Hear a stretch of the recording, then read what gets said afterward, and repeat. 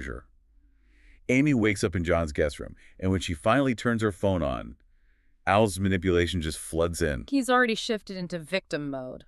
I was set up, and then the ultimate gaslighting. You're the cheater, Amy. But this distance, this physical and emotional removal from Al's influence, it lets her see the pattern. Exactly. And John confirms it's just pure manipulation. He tells her, you're finally seeing him clearly. This is the moment Amy realizes that being strong might mean walking away. But the fight for true independence isn't over. Not yet.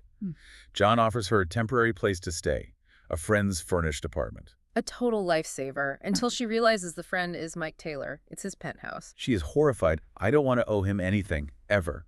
She recognizes that accepting this huge favor, this luxury, from the man whose ethical bribe she just rejected, it's just another form of control. Right. If she accepts shelter, she accepts debt.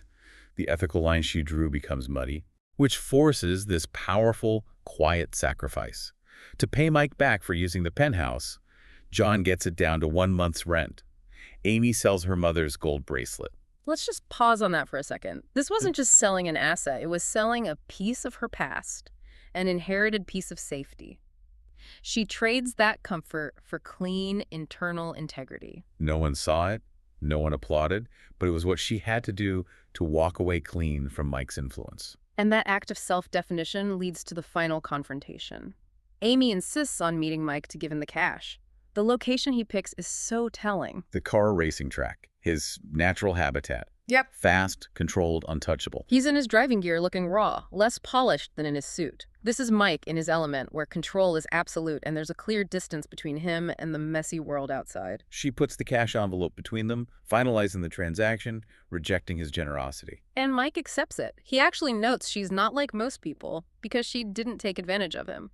And then he reiterates his whole tragic philosophy. Power, he insists, gives you distance, protection. He sees life as a zero-sum game. You're either the exploiter with distance, or you're the one being exploited. And Amy delivers her final definitive choice. She rejects his worldview completely. She says, power that costs you your core values isn't really power, it's just another kind of cage. She chooses self-definition over his definition of protection. Right. She insists that if she hardens herself completely, if she adopts his cynical view, then they've already won. She's choosing to stay vulnerable enough to keep her integrity. Her internal compass is more valuable than any external defense. The story finds this quiet resolution when John arrives just as she's leaving the track. And she invites him up to her own place, her new, small, sunny apartment. It's such a profound shift. The space is cozy, calm, and it belongs only to her. They share a simple meal. They talk about books Marquez, whose stories feel like dreams.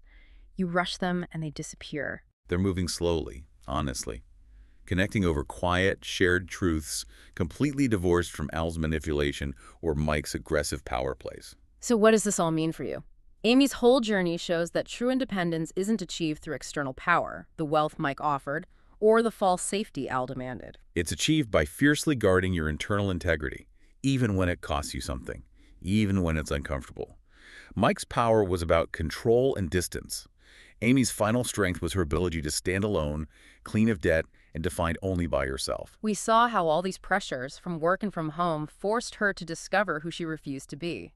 She realized that fundamental truth that sometimes being strong might mean walking away. Which leaves us with this provocative thought for you to consider.